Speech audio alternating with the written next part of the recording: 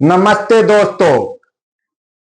आज मैं चर्चा कर रहा हूं उस शख्सियत की जिसने पहले तो पश्चिम बंगाल में माकपा के 34 साल के शासन को उखाड़ फेंकने के लिए पश्चिम बंगाल में के नंदीग्राम में चले आंदोलन के सूत्रधार रहे।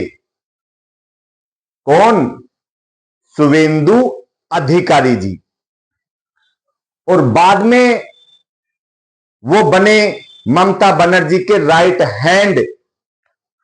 और उसके बाद में ममता बनर्जी के यानी कि टीएमसी के 15 साल के शासन को उखाड़ फेंकने में अहम भूमिका निभाने वाले शुवेंदु अधिकारी जी की अब वो पश्चिम बंगाल में बीजेपी के पहले सीएम बने हैं।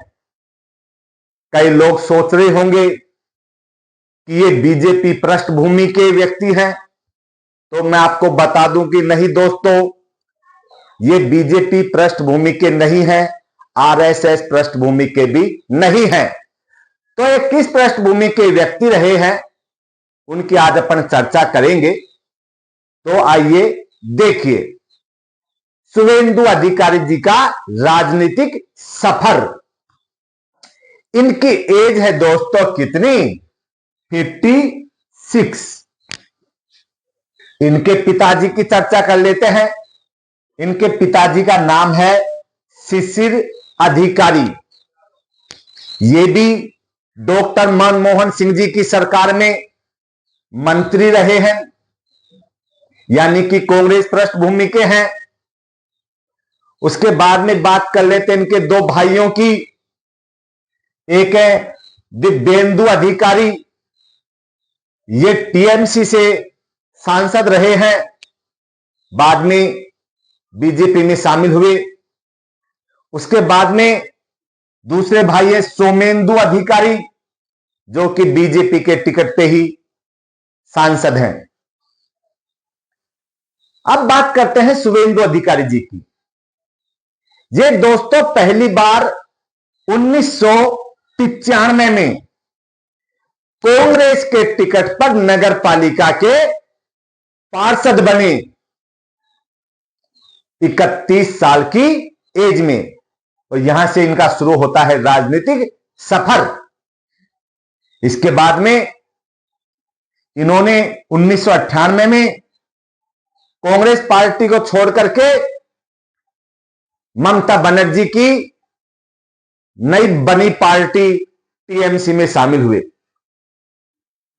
उसके बाद में 2006 में पहली बार टीएमसी के विधायक बने।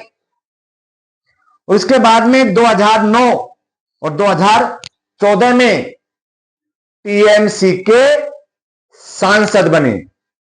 2014 में तो पूरे देश में मोदी जी की लहर थी, तब भी ये टीएमसी से सांसद बने थे दोस्तों।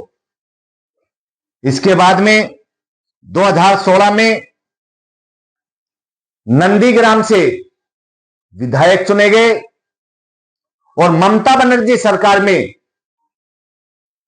मंत्री बने। उसके बाद 2019 में एक नया घटनाक्रम होता है। क्या घटनाक्रम होता है? ममता बनर्जी के तो कोई संतान है नहीं, कारण कि ये क्या है? अनमैरिड। तभी तो इनको बोलते हैं क्या? सुश्री ममता बनर्जी या ममता दीदी। तो इनके जो भतीजे हैं अभिषेक बनर्जी, बोलते हैं पुत्र लालसा, लेकिन इनकी क्या थी? अब भतीजा लालसा। उसको राजनीति में आगे लेकर के आई ममता बनर्जी। उनका कद बढ़ा पार्टी में। कभी शुवेंदु अधिकारी जी नंबर 2 पर हुआ करते थे ममता बनर्जी के बाद में, लेकिन इनके भतीजे अभिषेक बनर्जी के आने के बाद में इनका कद टीएमसी में घटता चला गया।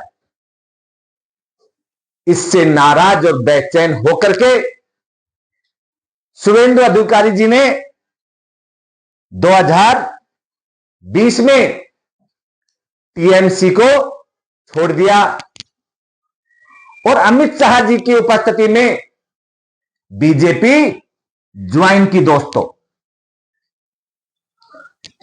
2021 में जो पश्चिम बंगाल में विधानसभा चुनाव हुए थे, वहां पर इन्होंने नंदीग्राम से ममता बनर्जी को हराया, लेकिन ममता बनर्जी 2 सीटों से चुनाव लड़ी थी उस समय। नंदीग्राम से तो यह हार गई थी शुभेंदु अधिकारी जी के खिलाफ, लेकिन भवानीपुर से चुनाव जीती थी। कब? 2021 में शुभेंदु अधिकारी जी जीते और विधानसभा में बीजेपी के नेता प्रतिपक्ष बने। अब 2026 में ममता बनर्जी केवल 1 सीट से चुनाव लड़ी थी। कहां से? भवानीपुर से।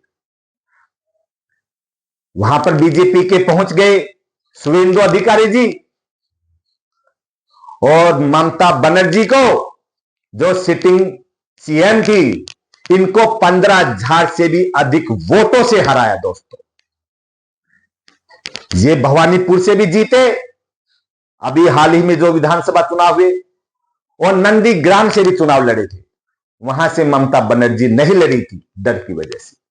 ये दोनों सीटों से विधायक चुने गए और पश्चिम बंगाल में बीजेपी के पहले मुख्यमंत्री बने हैं। दोस्तों तो अपने को पता लगा कि ये मूल रूप से बीजेपी पृष्ठभूमि के नहीं है, इनका परिवार कांग्रेस पृष्ठभूमि का रहा है। बाद में ये टीएमसी होते हुए बीजेपी में आए। तो चर्चा कैसी लगी है?